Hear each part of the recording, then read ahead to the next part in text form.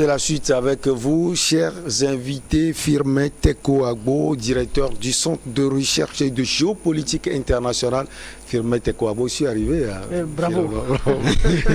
Nous avons également Germain Poli, lui il est journaliste, directeur de publication de Togo Réveil, et le juriste Kofi Nayote Kondo également avec nous avant de parler du Togo et de parler des nouveaux membres de la CENI qui ont prêté serment. On continue par parler de ce cri d'alarme de la FAO. Vous terminez et puis on donne la parole à Firmin Teko Agbo. D'accord, je vous remercie pour m'avoir conservé la parole. Je crois quand même que la FAO avait eu l'initiative d'impulser dans chaque pays le développement de l'agriculture familiale. À ce niveau, on n'est pas arrivé à rétribuer les terres pour que chaque ménage aujourd'hui développe un petit champ, une agriculture familiale à son niveau pour son auto-alimentation. Ça permettrait d'avoir des aliments biologiques, des aliments organiques très riches qui peuvent entretenir notre santé. Et si on ne veut pas aller vers la famine, l'État doit engager cette politique. Même éduquer les enfants vers l'agriculture, vers les trucs, etc. On avait engagé des trucs, on faisait les forums de l'agriculteur avant avec le ministère du Développement à la base. Il faut l'intensifier. Nous avions parlé du camp agricole des jeunes à l'époque. Il faut regrouper les enfants, les habituer, les amener au champ et à connaître comment est-ce que les choses se produisent. Des gens vont vous dire qu'il y a une pousse dans l'arbre. Vous vous imaginez, ça veut dire que nos enfants ne savent pas ce qu'ils consomment. Donc nous devons aller au-delà de tout ce que nous sommes en train de faire. Il faut que les politiques se réveillent et comprennent que ce cri d'alarme n'est pas seulement vain, mais nous devons agir davantage pour pouvoir anticiper pour que le Togo ne puisse pas connaître la crise de la famine des années 81. Alors, réaction des politiques face à ce cri d'alarme de la FAO. Vous savez, écouter, entendre Kofi Nayote, c'est un pur politique. Donc on a l'impression de couvrir une campagne présidentielle. Non, c'est un homme politique. Ou un candidat de base son programme politique. Parce que si on a en face de... Non, on donne seulement les idées. Les gens croient que ça l'approprier. J'ai en face de moi un politicien et je vais répondre à ce politicien-là. Si nous sommes à ce stade-là aujourd'hui, c'est parce que les politiciens ont échoué. C'est-à-dire, je ne vois pas de politiciens... Mais nous ne sommes pas comptables. Hein? Je ne vois pas de politiciens qui ont eu à faire de belles propositions en ce qui concerne le développement agricole de notre continent jusqu'à présent. Ça veut, je parle des années 90 jusqu'à maintenant. Lisez tous les projets des politiciens de tout le continent. Vous ne verrez pas de programme soutenu sur le plan agricole. Si on en avait, je pense qu'on ne serait pas à ce niveau. Peut-être ceux-là qui dirigent les pouvoirs s'en seraient déjà inspirés et on irait très loin. Les politiciens, pendant longtemps, se sont appesantis sur le fauteuil présidentiel et c'est ce qu'ils continuent d'ailleurs. Kofi Nayote ne va pas nous dire aujourd'hui que la responsabilité incombe seulement au pouvoir en place. Non, la responsabilité leur incombe également si le pouvoir peut-être a échoué en partie à ce niveau, c'est-à-dire le développement agricole du continent, c'est aussi de leur responsabilité. Ils n'ont pas aidé le pouvoir. Ils ont que des ambitions politiques qui n'ont pas du tout aidé les je vais lui permettre de répondre. Non, juste une minute. Non, oui, je voudrais dire affirmer que c'est le constat amer de l'échec cuisant des politiques qui nous ont amenés à nous engager. Nous avions soutenu. Dans l'ordre, nous avions soutenu beaucoup de mouvements, beaucoup de partis politiques. Nous avions accompagné la politique togolaise, mais nous avions compris que les gens ont toujours monnayé la chose. Et donc, ça nous appelle à nous engager. Et donc, bientôt, vous serez invités à assister au congrès de notre mouvement politique. Allez, je vous redonne la parole, Firmin Teko. Je ne veux pas avoir l'impression de couvrir une campagne présidentielle où je ne veux pas être en pleine conférence de presse d'un candidat candidat à la présidentielle ou à une quelconque législative. Juste dire qu'en réalité, les politiques n'ont pas aidé. C'est pour ça que nous sommes toujours à ce stade-là. Regardez, si vous suivez la campagne présidentielle en France aujourd'hui, on insiste beaucoup plus sur le pouvoir d'achat, on insiste beaucoup plus sur les différents secteurs, l'agriculture, l'industrie et autres. Mais quand vous suivez les candidats africains aux différentes élections, vous n'aurez pas ça. Vous voyez, ce qui développe un pays, ce sont les idées. Si les idées manquent, il serait difficile de s'orienter. C'est exactement ça. En Afrique aujourd'hui, nous avons plus de 60% de nos terres qui sont fertiles, mais qui ne sont pas cultivables. C'est-à-dire qu'ils ne sont pas exploités parce qu'il n'y a pas de politique soutenue. Ceux-là qui dirigent, peut-être ils vont dire qu'ils font de leur mieux, mais en réalité, ils n'ont pas l'autre bras, c'est-à-dire l'opposition, qui puisse aussi les aider. Les aider en termes d'idées, et leur faire un certain nombre de reproches. Parce que ceux-là qui font des reproches au pouvoir souvent, c'est nous les journalistes. C'est nous souvent qui disons aux politiciens, regardez, il y a des terres cultivables que vous n'exploitez pas, investissez dans l'agriculture. Si le Togo a pu arriver au niveau de MIFA et autres PADA, tout ça, c'est parce que les journalistes arrivés à un moment donné ont suffisamment crié et les autorités togolaises se sont dit, bien, il faut qu'on investisse dans l'agriculture et c'est là où on a eu les PASA, les PADA et aujourd'hui nous sommes au stade MIFA. Mais sauf que c'est tellement insuffisant parce que peut-être les cris n'ont pas été suffisants et aujourd'hui peut-être les ressources ne sont toujours pas suffisantes. Voilà, à ce niveau, je dis, les premières autorités, elles pêchent aussi, mais aussi au niveau de nos communautés régionales. La CEDEAO, qu'est-ce qu'elle fait pour financer les agriculteurs des pays qui la composent en réalité? Quand vous voyez l'Union européenne donne à chaque agriculteur européen de la zone 30 000 € chaque année. Ça veut dire que vous avez près de 20 millions de francs CFA pour soutenir votre agriculture, ce que vous faites comme activité agricole. Donc ça vous permet d'injecter de l'argent, d'acheter des intrants, d'acheter des matériels et d'acheter ce dont vous avez besoin pour financer votre agriculture. Mais ici, au niveau de la CEDEAO, il n'y a pas de politique soutenue. Au niveau de l'Union africaine, il n'y a pas de politique soutenue. C'est ce qui fait que ça ne va pas. C'est parce qu'on ne met pas un accent particulier sur l'agriculture. C'est le jour où... Monsieur Firmin. Une seconde, s'il vous plaît, monsieur le candidat. Le jour où on mettrait un accent particulier sur l'agriculture soutenue, je pense que la crise alimentaire dont vous venez de parler, ça va disparaître. Une seconde pour terminer à ce niveau. Ça fait longtemps, ça fait déjà quelques mois que je me balade un peu dans les communes, dans les localités. Vous savez, nous avons des terres pas possibles dans les localités. Quand vous allez à Vaughan, quand vous allez à Aménia, vous avez des terres pas possibles. Quand vous allez à l'intérieur, vous avez des terres pas possibles, mais il n'y a pas de main. Les jeunes, comme jamais pour la dit tout à l'heure, des jeunes qui sont là, qui font du Z, alors qu'on leur explique pas fondamentalement le bien fondé. Est-ce qu'il faut simplement expliquer ou bien les accompagner? Non, il faut expliquer, former, les intéresser, leur donner, excusez-moi le terme banal, leur donner de l'argent et leur dire, regardez, on investit dans votre agriculture, faites ça et on vous soutient. Donc c'est la formation, les amener à s'intéresser à la chose. Parce que pour beaucoup, c'est-à-dire il y a un complexe qui nous anime, nous Africains, on se dit, l'agriculteur c'est le plus pauvre au fait. Alors qu'en réalité, aux États-Unis, les plus riches c'est les agriculteurs. En France, en Europe, les plus riches, c'est les agriculteurs. Nous, ici, on nous a montré que papier, et on croit que ceux-là qui savent écrire, qui savent tirer des papiers, sont les plus riches, alors que c'est le contraire. Je voudrais dire quelque chose. Je commence par être un spectateur. Parce que je prends l'habitude de couper, je vois que là, j'ai plus droit à la parole.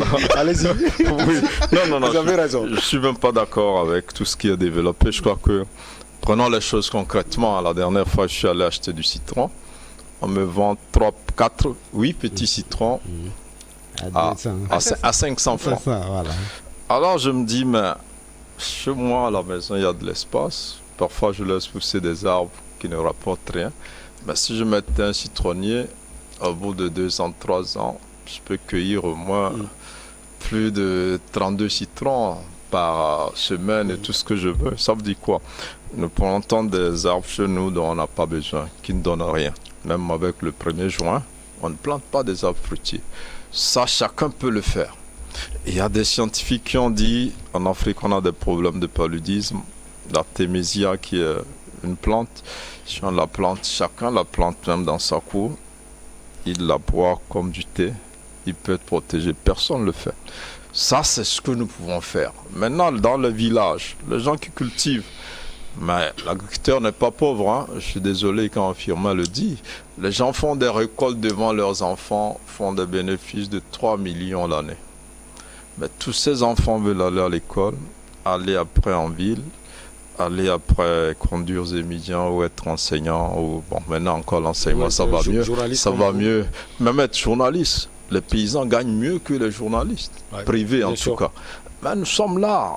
Donc, ce que nous-mêmes, on est un peu paresseux. Deux, on ne sait pas les secteurs où il y a de l'argent. Aujourd'hui, on meurt de faim. Ça veut dire que quelqu'un qui apporte à manger a de l'argent. C'est tout simple, l'entrepreneuriat. Les gens cherchent à manger. Si je leur amène à manger, ils me paient pour ça.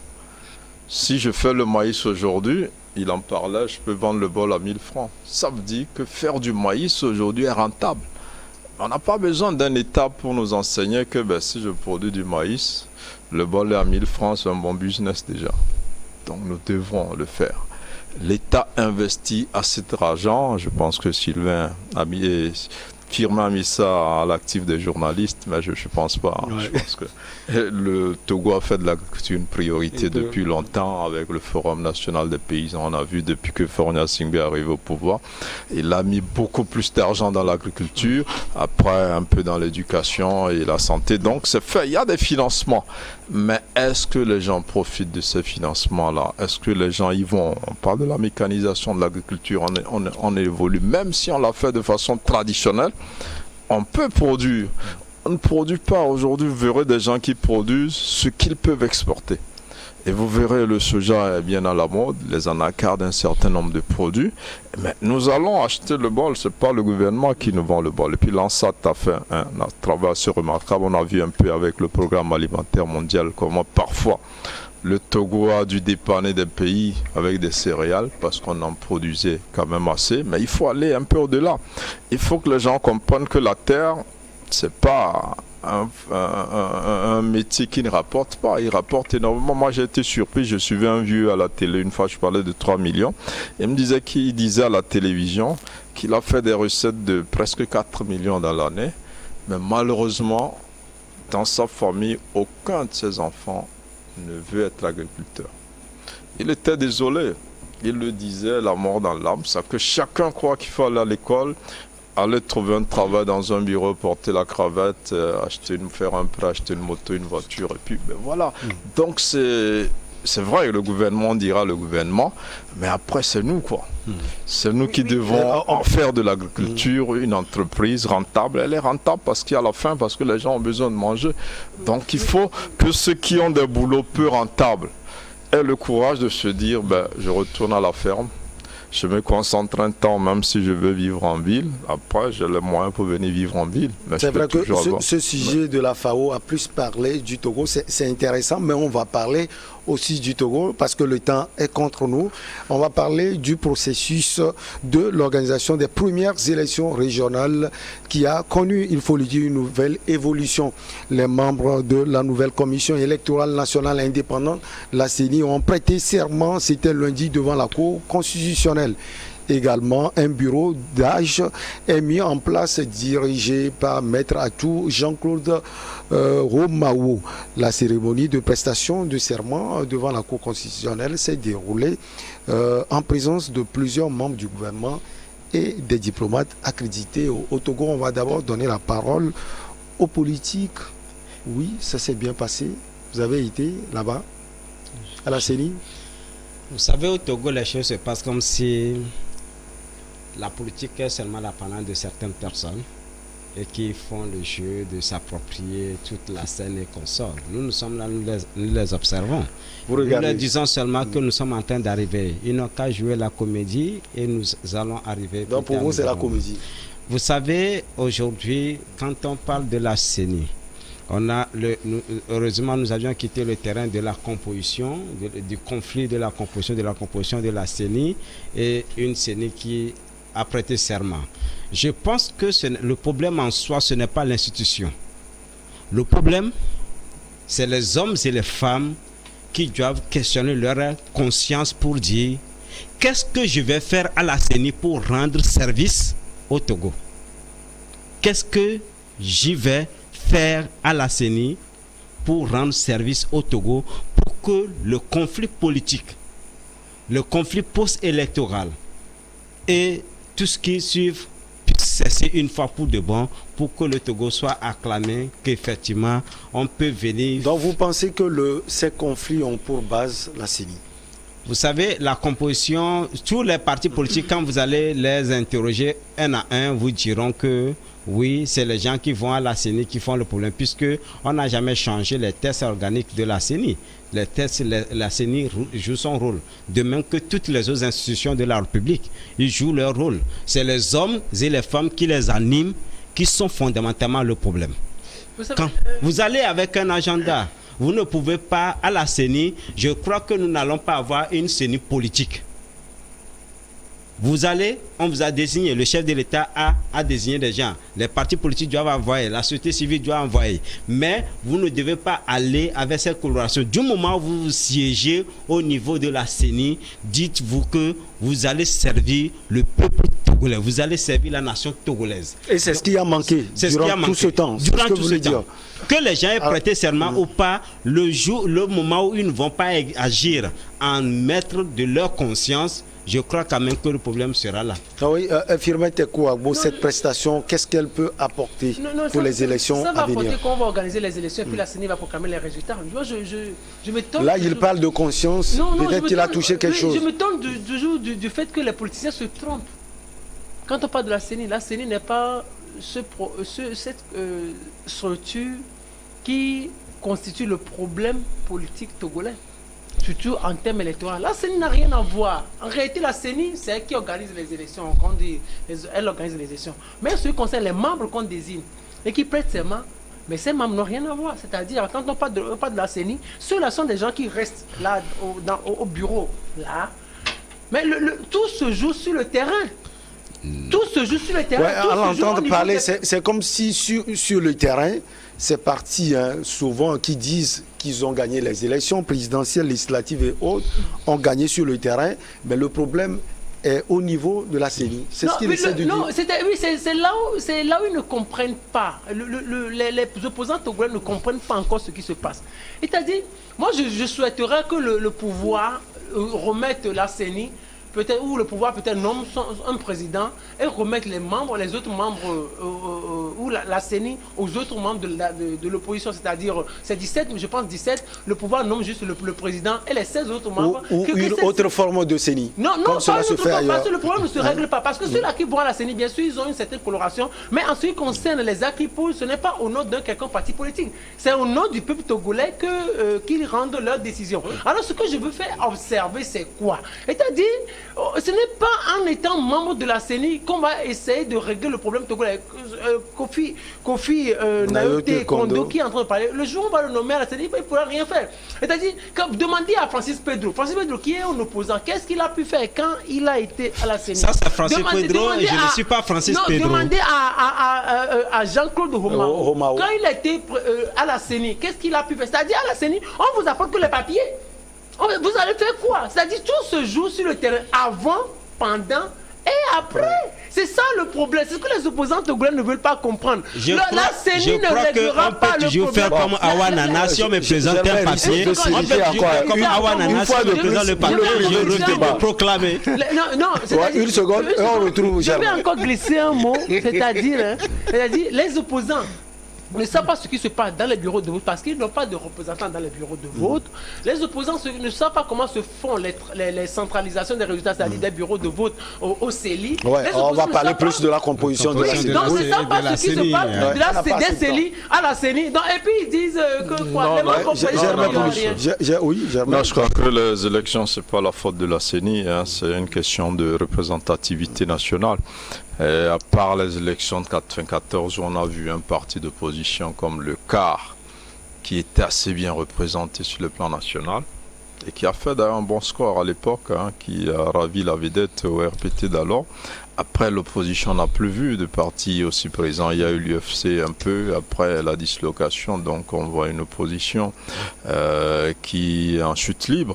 Mais au-delà de tout cela, vous verrez que la plupart des élections ne sont pas contestées. Il n'y a que la présidentielle. Vous verrez, les 3 dernières élections, Oui. les législatives n'ont pas été contestées, les communales n'ont pas été contestées.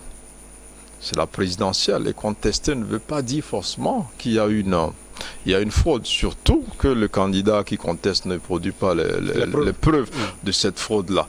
Maintenant, les contestations, il y en a partout. Hein. Le Ghana voisin qui fait office de référence pendant longtemps, qui a fait office dans... Il y a toujours des contestations. Oui. Aux États-Unis, on a vu comment le Capitole a été même...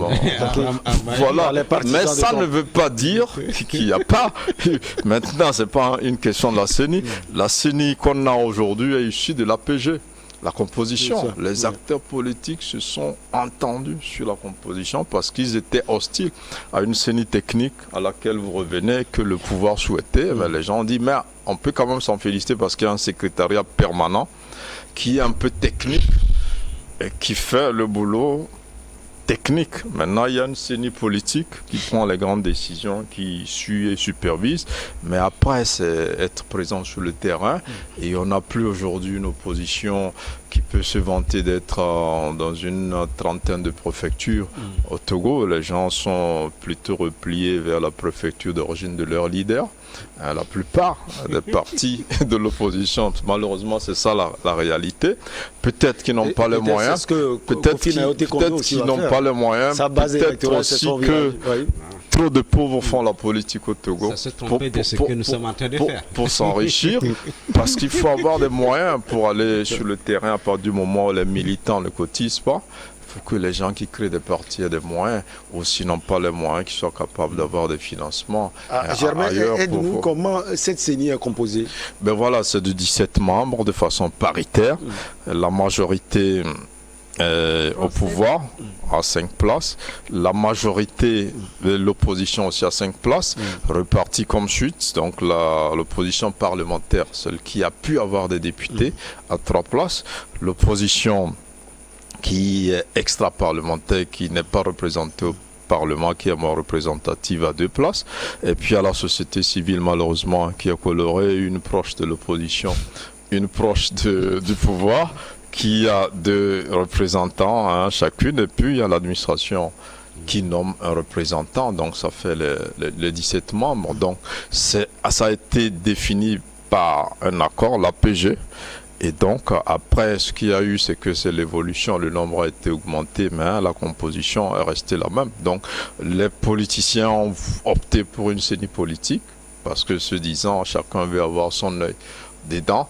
À partir du moment où chacun a son œil dedans, on ne peut plus dire qu'on fait la fraude. Et vous allez voir même des opposants aller trop loin, aller même accuser leurs propres représentants d'être corrompus au sein de la CENI. Et là, je salue quand même la sortie d'un certain Djeri Tama à l'époque, qui n'avait aucun représentant à la CENI, mais qui disait faire confiance aux représentants de l'opposition. Et moi, je crois que c'était une très belle posture aujourd'hui, avec ce qu'il a récolté aux dernières législatives. Il a son parti qui est présent. On a même un journaliste, un ancien journaliste, qui est à la CENI, l'ancienne DP du Dauphin, donc qui est à la CENI, il faut le saluer aussi au passage. Donc c'est pas une question de CENI. Oui, il est à la CENI, il représente le PDP de Innocent Kamara. Bon, un ancien journaliste, parce qu'il n'est plus journaliste aujourd'hui, donc c'est plutôt une bonne chose. Non, je crois que la CENI technique, il le propose, c'est souhaitable. Avant l'organisation, c'est l'administration territoriale même qui organisait les élections. L'élection remportée par le CAR en 1994, c'était le ministère de l'administration territoriale qui l'avait organisée à l'époque. Maintenant, les politiques ont fait le choix d'une CENI politique pour mieux avoir leur œil dedans, et je pense que c'est cette CENI-là que nous avons qui survit jusqu'à aujourd'hui. Juste 30 secondes, Germain, avant de retrouver Kofi Nayote Kondo, ce bureau d'âge mis en place, a quel rôle à jouer? Oui, mais ce bureau d'âge, je crois qu'il va mettre en place les commissions, les différentes commissions, et après, je pense qu'il doit falloir aller à l'élection d'un président de la CENI. Et puis déjà ils sont élus, ils ont prêté serment, il faut déjà qu'ils travaillent. Et donc c'est un peu comme à l'Assemblée nationale quand on commence la première session, la première séance, on nomme un doyen d'âge, plus le plus jeune. C'est exactement ce qui a été fait aussi à la CENI. Donc avec le plus jeune, il dirige le temps que les instances et les différentes commissions soient mises en place. Vous voulez ajouter quelque chose par rapport à la sortie de... Il développe bien. Et puis, en tout cas, à mon humble avis, je pense quand même que ce n'est pas la composition qui est problème. Vous avez touché la conscience des gens. La conscience des hommes, parce que c'est le Togo qui doit sortir gagnant dans tout ce que nous sommes en train de faire. Les critiques, les crises par ici, par là, nous, en fait, ça ne nous arrange pas. Nous pensons que nous devons nous accorder en tant qu'acteurs politiques sur ce qui est essentiel. Et voir comment le faire pour que le Togo devienne un pays de référence. Le Togo doit être un pays de référence en tout. En politique, les gens peuvent venir apprendre chez nous. Ce ne sont pas les mauvaises choses. Non, mais ils apprennent déjà la sécurisation des élections chez nous. Ouais. Oui, quand les gens ça a commencé. La sécurisation des élections chez nous, sur quel angle non, mais c'est vraiment un succès. Hein. Vous savez, au Bénin voisin, il y a généralement des morts quand on fait les élections au Ghana. On n'en parle pas beaucoup, mais pratiquement à toutes les élections, il y a des morts. Ici, il n'y en a pas depuis un certain temps. Il faut que le Togo rentre en référence en termes de l'acceptation des vertus. Un autre exemple, en termes de doing business, nous sommes une référence. Je peux continuer? J'ai une longue liste. On est à la fin. Simplement qu'aujourd'hui, il faut que les choses évoluent. Moi, je sais pourquoi les Africains ont toujours gardé cette conception de la CENI. Bon, il faut, avec l'évolution du monde aujourd'hui, je pense qu'il faut qu'on retourne à l'organisation qui était faite par le ministère de l'administration territoriale. En France, aujourd'hui, c'est le ministère de l'Intérieur qui organise les élections. Donc, parce que, quoi qu'on puisse dire, les CENI ont été mises en place dans tous les pays africains parce qu'il y avait... il y avait une crise de confiance entre les acteurs politiques. Bien qu'on ait mis en place ces CENI qu'on appelle Commission électorale nationale indépendante, on parle toujours de crise de confiance, c'est-à-dire c'est le cas dont vient de faire mention le politicien qui est devant nous. On peut avoir tous les membres, même si on a des membres sans coloration, des membres sans parti politique, on dira toujours que la CENI est corrompue. C'est ce que les Africains auront toujours tendance à dire. Alors comment est-ce que je proposerai aujourd'hui pour les dirigeants africains? Il faut qu'on sorte de ces histoires de CENI et qu'on revienne à l'étape initiale. Le ministère de l'administration, c'est le gouvernement qui organise les élections. Et puis c'est fini. Parce que... Et vous pensez que les politiques comme Kofi Naote Kondo ne vont pas plus tirer sur les pouvoirs en place? Mais attendez, ils peuvent tirer ou non. Mais en France, c'est le ministère de l'Intérieur qui organise les élections. Aux États-Unis, c'est pareil aussi. Aux États-Unis, mais ce n'est pas une quelconque CENI qui organise les élections, mais on parle de fraude. On parle de fraude, c'est une crise de confiance. C'est une crise de confiance. Non, qui fait que... C'est ça, au fait. Vous savez, même lorsqu'on a pris des moyens subtils, on a utilisé des moyens subtils pour recaler notre candidature à l'élection présidentielle 2020. Vous pouvez aller à la CENI et vous diront que nous n'avons pas tiré. Nous avions compris l'enjeu. Nous disons que oui, ok, essayez de faire mieux les choses pour que nous apprenions les bonnes manières de gérer nos institutions. Kofi Naote Kondo, juriste. Vous êtes juriste. Merci, ça a été un plaisir de vous avoir sur ce plateau. Nous avons également eu Firmin Teko Agbo, chroniqueur politique, directeur du Centre de recherche et de géopolitique internationale qui porte son nom. Merci à vous. Merci également au journaliste Germain Pouli, directeur de publication de Togo Réveil. Cher René, merci. Merci pour l'invitation, ce fut un plaisir. Merci également à vous tous pour la confiance toujours renouvelée. On se retrouve la prochaine fois, toujours avec le même plaisir. Nos programmes se poursuivent.